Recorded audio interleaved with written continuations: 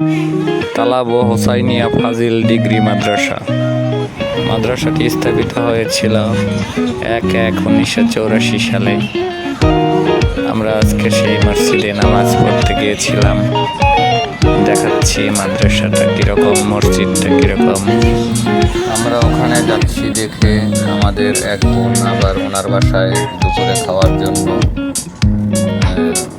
দাওয়াত করেছিলেন। আমরা সকলেই গিয়েছিলাম। তো গিয়ে আসলে বুঝতেই পারিনি যে এত আয়োজন, এত খাবার আয়োজন উনি করেছিলেন। আমরা সবই দেখাবো দেখবো। যাওয়ার সময় আমরা সাথে করে গিয়েছিলাম, কারণ যাবো একটা জায়গায় এখানে ঢুকে যাওয়া যায় না। আমাদের সাথে আমরা কিছু গিয়েছিলাম।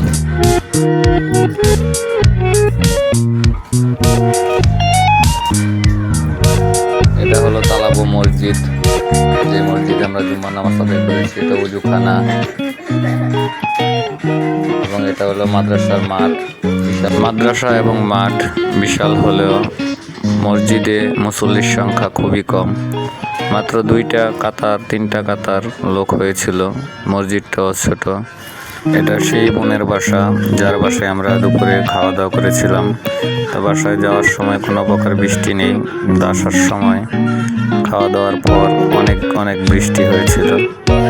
তো আবার যখন আমাদের খাওয়া দাওয়ার শেষ বিদায় নিব, ঠিক তখনও বৃষ্টি থেমে গিয়েছিল। সবই আল্লাহ তাআলার রহমত। দেখেন আমাদের জন্য কত রকমের খাবারের আয়োজন করেছেন। অনেক খাবারের আইটেম, মাছ ভাজি, চিংড়ি মাছের ভুনা, গরুর মাংস, মুরগির রোস্ট, ফিরনি, সেমাই এবং গ্রাম্য যে পিঠাগুলো জামাই পিঠা নামে ব্যাপক পরিচিত, সেই পিঠাও আমাদেরকে খাইয়েছেন। তো আমরা অনেকগুলো লোকই, প্রায় 10-12 জন লোকের মতো গিয়েছি। সবাইকে অনেক আপ্যায়নের সাথে খাওয়া দাওয়ার পর্ব শেষ করেছিলেন। তো আপার জন্য দোয়া রইল, অবশ্যই আল্লাহ তাকে ভালো রাখুক। আমরা প্রতি মাসেই দূরের কোনো মসজিদে জুম্মার নামাজ আদায়ের উদ্দেশ্যে রওনা দিই। তো আগামী মাসেও আমাদের একটা প্ল্যান আছে। আমরা চট্টগ্রাম অন্দরকেল্লা জামি মসজিদে যাব।